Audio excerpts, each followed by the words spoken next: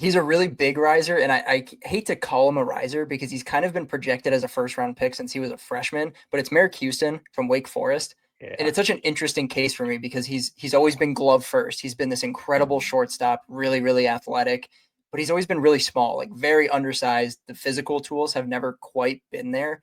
And he's a guy that hit 220 as a freshman starting almost every game. And then his sophomore year, he upped it a little bit, hitting 325, but the power numbers really came in. And I listened and read a fall camp report about him from Coach Walter at Wake Forest, and he was talking about how, Merrick is ready to take this big leadership role, and he's much more physical than he is. And if you look at him on a field, and if you've been watching him for a couple of years, it's obvious. And the Wake Forest hitters have always gotten this little bit of advantage because they truly do play in a bandbox. It's easy to put the ball out of that yard. The couch is a really small park, and he's never done it there.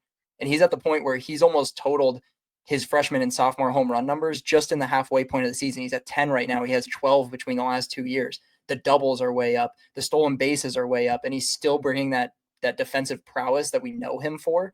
And I think he's now solidified himself as a top 15 pick, but it's a guy that beforehand people were talking about in the top 15, and I kind of scratched my head at it. I'm like, okay, yeah, he's really athletic, but there isn't a whole lot to write home about at the plate. And especially when you're taking a shortstop that early, you're looking at for some offensive upside. He's got it this year. I'm super excited about him. The walks are up, the strikeouts are down for the most part, but he's always a guy that never really, really struck out that much. I'm not overly concerned with that piece of his game, but the slug is just a huge difference than anything we've ever seen. He's just one of those guys that I think has really proven himself to be in that conversation. And it's weird to call him that because he seems like he's always been in the conversation since stepping on campus. But I've loved what he's shown over the course of this season. Yeah, and you make a good point there. His defense was always first, that he was known for that.